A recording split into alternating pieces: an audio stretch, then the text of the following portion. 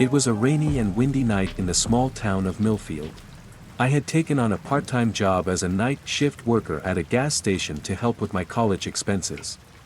As the only employee on duty, I had to man the cash register, refill the gas pumps, and keep the store clean. It was a boring job, and I often found myself browsing through the magazines and newspapers to pass the time. One night, while restocking the shelves, I came across an old magazine from the 70s. It had a faded cover with a headline that caught my attention. The Cursed Graveyard of Millfield. The article talked about how the gas station I was working in was built on an ancient cursed graveyard, and the spirits of the dead still haunted the place. I chuckled at the ridiculousness of the article and tossed it aside. But as the night wore on and the rain and wind grew stronger, I couldn't shake off the feeling that something was off.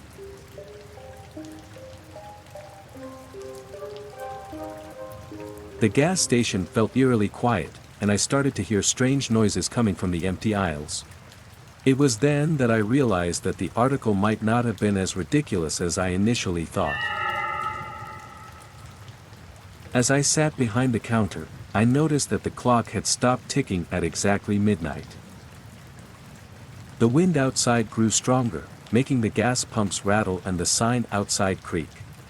I also noticed that the store's security cameras had gone out of focus, making it hard to see what was happening outside. The eerie feeling in the store intensified as the night went on. As I tried to shake off the feeling of dread, I heard a faint whisper coming from the back of the store. I slowly made my way towards the source of the noise, my heart racing. When I reached the back, I saw that the door leading to the storage room was open.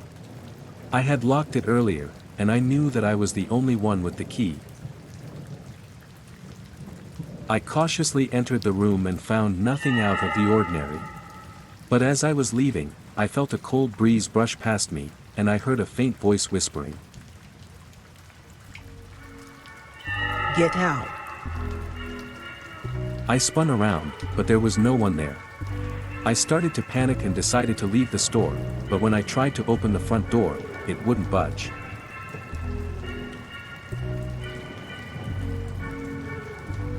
I tried to force the door open, but it wouldn't move. I then noticed that the shelves had started to shake, and the products on them began to fall. I felt something grab my leg, and I fell to the ground, hitting my head on the floor.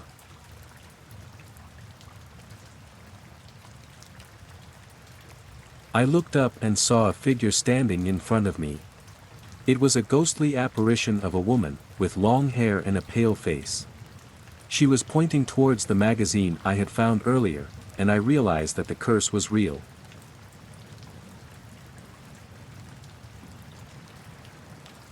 As the woman disappeared, I heard a strange sound coming from the ceiling. It was a scratching noise, and I soon realized that it was coming from a swarm of rats that had invaded the store. They were crawling all over the shelves and the floor, and their glowing eyes added to the horror of the situation. As I lay on the floor, paralyzed with fear, I felt a strange energy surrounding me. It was as if something was watching me, and I couldn't shake off the feeling that I was not alone. The lights in the store flickered, and I heard strange whispers coming from the aisles.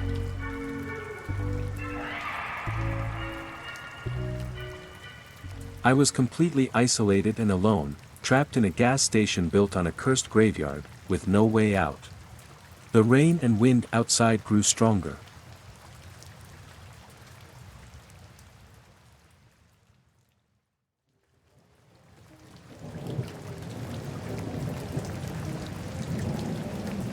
I was just another night shift worker at the gas station, working the graveyard shift. The sound of rain pattering against the roof and windows was the only thing keeping me company. As I flipped through an old magazine from the 70s, I came across a death notice that caught my eye. The picture attached to it was of a man that looked familiar, a customer that I had just seen at the gas station a few hours ago. The notice was dated exactly 50 years ago, to the day. As the minutes ticked by, my sense of unease only grew stronger.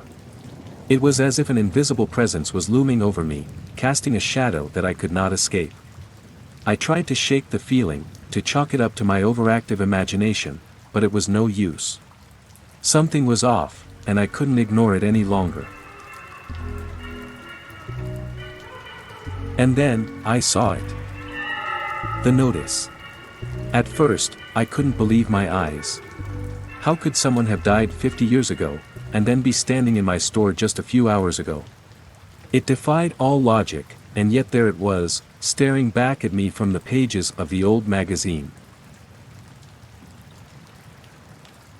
As I studied the notice, a shiver ran down my spine. The hairs on the back of my neck stood up, and a sense of dread washed over me. Was this some kind of twisted joke? Or was there something more sinister at play? I couldn't shake the feeling that I was in danger, that I was being targeted in some way. The minutes ticked by, and my anxiety only grew stronger. I felt like I was trapped in a nightmare, unable to escape the feeling of impending doom. The unknown loomed before me, and I was powerless to stop it. I knew that I had to find out what was going on, but I had no idea where to begin. As I scanned the store, searching for any clues that might help me make sense of the situation, my heart pounded in my chest. The air felt thick and oppressive, and I could hear my own heartbeat echoing in my ears. What was going on here? And how was I going to make it out alive? As the night went on, the tension in the air continued to build. Every creak and groan of the old gas station seemed louder than usual, and the sound of the rain beating against the windows was becoming more and more frantic. I tried to shake off the feeling of unease, but it only seemed to grow stronger. I was wiping down the counters when I heard a noise coming from the back of the store. I walked over to investigate, but when I got there, no one was there. As I turned to leave, I caught a glimpse of movement out of the corner of my eye. I turned back around, but again, there was nothing there. My heart was pounding in my chest, and I could feel the sweat beginning to bead on my forehead. Suddenly, there was a rustling noise, and something brushed past me in the darkness. I couldn't see what it was, but I could feel its icy breath on my neck. I stumbled back, knocking over a display of snacks in my haste to get away. I scrambled to my feet, my heart racing as I frantically searched for the source of the disturbance. As I rounded the corner, I caught a glimpse of something in the shadows. It was too dark to see what it was, but I could feel its presence. I could sense that it was watching me, waiting for me to make a move. I tried to call out, but my voice was stuck in my throat. All I could do was stand there, frozen in fear. I was completely alone.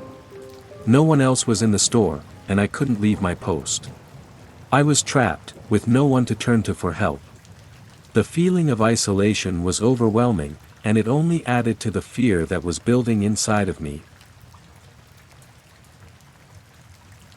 As the night wore on, the feeling of unease only grew stronger. I couldn't shake the feeling that something was watching me, waiting for the right moment to strike. But as the sun began to rise, the feeling slowly dissipated. I never did figure out what had caused the strange occurrences that night, but the memory of it stayed with me for years to come. The rain continued to beat against the windows, and the dust that had settled on the shelves was kicked up by the wind. The combination of the two made the air feel thick and oppressive, adding to the feeling of unease that was already present.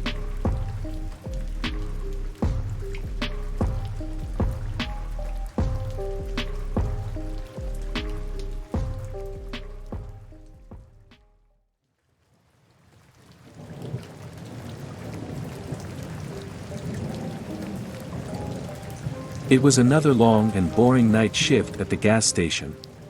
I've been working here for a few months now and I've gotten used to the quietness of the night.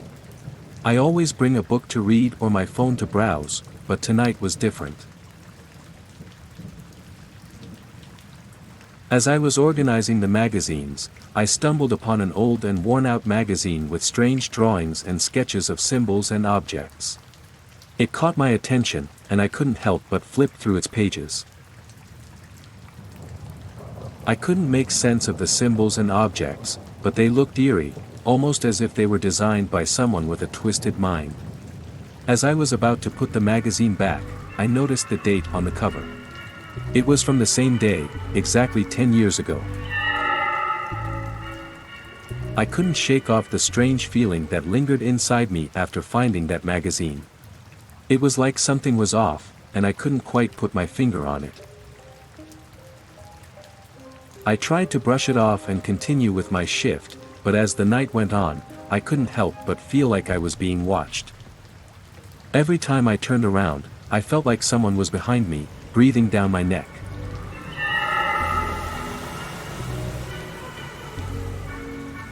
As the night progressed, the feeling of being watched only intensified. The rain outside was pounding on the windows, and the dust storm made the visibility almost zero. The only sound was the rain, and the occasional car passing by. I decided to take a break and go outside for a smoke. As I stepped outside, I saw something move in the shadows. I couldn't quite make out what it was, but it looked like a figure. My heart was racing as I quickly finished my cigarette and went back inside.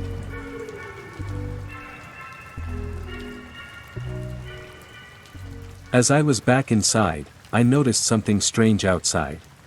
There were strange footprints on the ground, and they didn't look like any human or animal prints I've seen before.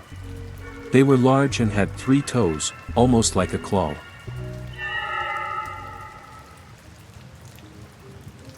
I tried to calm myself down and come up with a logical explanation, but my mind was racing with different possibilities. I kept thinking about the strange symbols and objects from the magazine and the eerie feeling that has been following me all night. As I continued with my shift, I couldn't shake off the feeling of being watched. Every time I turned around, I saw nothing, but the feeling was still there. It was like an unseen presence, lurking in the shadows, waiting to strike. I was alone, isolated from the world, and no one would know if something happened to me. The thought sent shivers down my spine. I was trapped, and there was nowhere to go.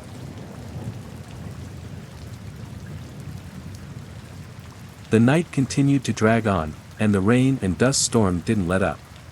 As I was about to finish my shift, I heard something outside. It sounded like something was scratching at the window. I slowly made my way towards the window, and as I got closer, I could see a figure standing outside. It was tall, with long limbs and sharp claws. It was staring right at me, with eyes that seemed to glow in the dark. The last thing I remember was the sound of glass shattering and the creature lunging towards me. The rest is a blur, and I don't know what happened next.